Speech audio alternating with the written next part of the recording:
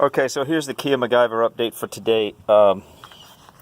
Last night I put some Gorilla epoxy around this closed circuit water system with the cooling system overflow tank, which is a complete MacGyver situation, and it might be really dumb, but I'm doing it anyway, because this radiator fluid with the Blue Devil head gasket sealant mixed with it is spraying out the side of the car, and it creates this white residue. It comes off in the car wash, not perfectly, but I think it'll come off perfectly with a wax job. So I think I might be okay there. But it's spraying all over the inside of the engine compartment. It's also spraying when the water starts to boil. This pops up. At least I think it does. It pops up and it starts to bubble out of here and splatter everywhere. So figuring out how to keep this thing down will be my next objective. This is really, how do you say, unorthodox. I mean, there's a release port or nipple or whatever you want to call it on this a reservoir tank for a reason, because in case the water expands and needs to go somewhere, it goes there. Under normal conditions, it will never come out, but you know, so this is very unorthodox.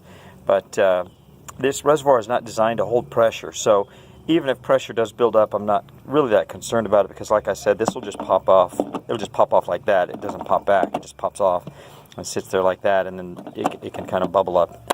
So I'm not really too worried about it, but it's really unorthodox. And the only reason I'm doing it is because I'm losing so much water out of that port with the way the water's boiling and bubbling from the blown head gasket on the exhaust side. There's 3 gaskets I learned. There's an intake gasket, which is beneath this thing right here. This is your intake. There's an exhaust gasket, which is in the back. Of course, goes out the tailpipe. And then there's a head gasket, which is, I'm sorry, there's 4 gaskets. There's an intake gasket, exhaust gasket, head gasket, which is like down there, deeper beneath. This is like 3 layers. You got the engine on the bottom, you got the head on the top. I mean, you got the head next, and then on the top is the overhead cams. So this is a cam housing right here. This is the cam cover. Take that off, you got a bunch of really cool looking, shiny, complicated looking machinery under there in those cams. Dual cams, so you got one cam here and one cam here. These are your I'm learning a lot, so I'm enjoying explaining this. It's not necessarily because I think you're interested, but just because I've just learned it. So I'm like a little kid that just learned a new word, you know. He says that one word over and over and over again. So anyway, dual cams, and these are your these things here. I think those are the spark plugs, if I'm not mistaken. 90% sure those are the spark plugs. So and then over here, of course, is all the serpentine belt, the alternator, the fuel pump, few other things, I don't know what, but this is the engine, what do you call it, engine bracket, engine mount. This is what holds the engine up, actually. Keeps it from falling through onto the road. So, and I'm assuming there's another one over there on the other side. I guess there would have to be. But it's really not that hard to take the engine apart. You just take. I've watched a YouTube video, of course, but you just take off all this electronic stuff and all this all these hoses, and then you take off these 4 or 5 pieces over here. The alternator, which is right there. Then beneath that's the water pump. There's something else. I don't know what else there is. That might be it. Alternator, water pump.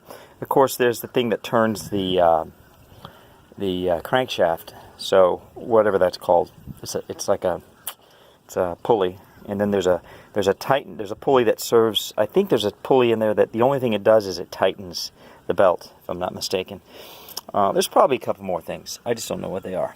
But take those off, and then the timing belt is under there. You take the timing belt cover off, you take the timing belt off, and then this thing, the engine just comes apart like a sandwich. You got the camshafts, 2 double camshafts on top.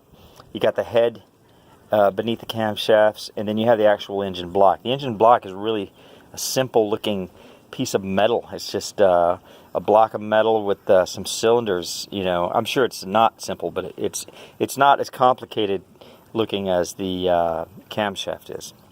Yeah, so pretty cool. I was looking forward to taking it apart, to be honest with you, but I don't think I'm going to have to. It would be a lot of work. So, I mean, I look forward to the activity. I don't look forward to the time. Time is always the thing that is a killer. You know, you just don't have time to do everything you want to do.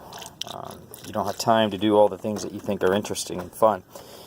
And, you know, it starts eating into your time you spend with your loved ones, and time at work, and time studying, and time sleeping, and, you know, it's just time, you know. Time's tough. Very tough aspect of life for me. I've never been any good at managing time, or knowing what time it is, or caring. Anyway, I've been that way my entire life. I used to cut the grass in the dark as a teenager. People would laugh and make jokes, and I would laugh and make jokes back, but that's just the way it is. That's just the way it's always been for me. I don't know. I'm like a 11 a.m. to 10 p.m. person. That seems to be my sort of my natural biorhythm of, you know, people make fun of people that don't wake up early. But the interesting thing is that people wake up early. They're at work at 7, but they're leaving at 4, you know, or 3. But the people that get there at 10, they're still there at 8, you know. So I don't really see it as a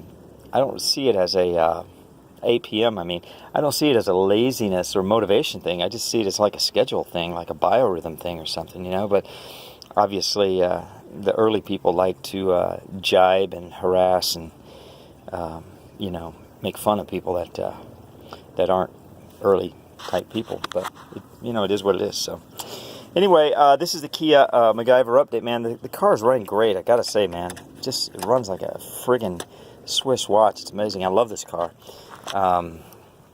It's a shame I got a blown head gasket. That part's really a shame, because it's a big deal. The interesting thing is, the thing that I meant to mention last night was that these engines are so cheap. The guy, the ASC certified mechanic, 20 years experience, yada yada yada, that is now working at O'Reilly Auto Parts. He told me that you know, they don't even fix these head gaskets anymore. They just throw the engine away and get a new engine. That's how cheap the engines are. By new engine, I mean a low mileage engine. So this engine has 115,000 miles. So you go to the junkyard, you find a wrecked Kia, and you get an engine out of it that has 30,000 miles on it, or 20,000 miles, for $600, $400, $700, whatever, and you have a brand new engine. And it's just as much work to take the engine out and put a new engine in as it is to take this engine apart, replace the gasket, and put the engine back together. Same amount of work, but at the end of it all, you spent, you know, if you do it yourself, you spent $700. Well, it's $700 as opposed to, you know, $50 in parts, or maybe $100 by the time you're through with it. But you have an engine with 30,000 miles on it, as opposed to an engine with 115,000 miles. Or if you pay somebody to do it, you know, you're paying $1,500 to replace the head gasket, versus $2,000 to get a brand new engine, or $1,500 to get a brand new engine. And again, you end up with an engine with 30,000 miles as opposed to an engine with 115,000 miles. So the mathematics are interesting. The whole thing is interesting, I think. I'm fascinated by the whole thing. I'm hoping this is going to alleviate a lot of this internal engine compartment spray. And then the only thing I'll have to contend with this. But today I am also additionally overriding on top of all that, I'm going to do the Blue Devil treatment again. I've done it once. I did the bars. It didn't do anything. I did the Blue Devil. That made a tremendous improvement in things. Check engine light went off.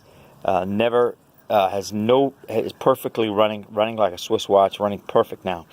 But it does still overheat, not as fast as before, but it's still, because I'm still losing fluid, because whenever there's bubbles coming up into this reservoir, you're going to be losing fluid, because as the engine heats up, the bubbles intensify, and it just starts splattering water everywhere, and that water eventually depletes the cooling system of water, and you run out of coolant, and it starts to overheat. So, I gotta seal that head gasket so the bubbles aren't coming up into this radiator cooling system. So, all right, that's it. I could ramble on for hours, as you know, but that's the Kia-McGyver update. I got my 3 McGyver setups here. I got this hose that feeds splattering water back into the reservoir. I got this McGyver busted fuel line situation, and I got this Super McGyver thing.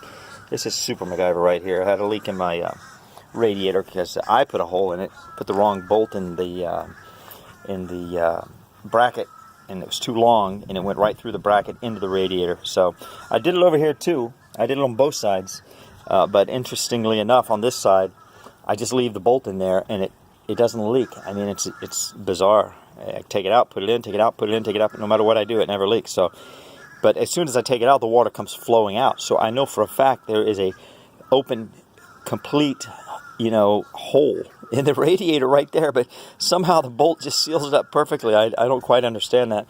These radiators are plastic on the side, so it's really easy to put a hole in them. It's not like the old days. They're not made out of copper anymore. They're made out of plastic and aluminum. I mean, everything's aluminum. The engine block is aluminum. I mean, I don't get that.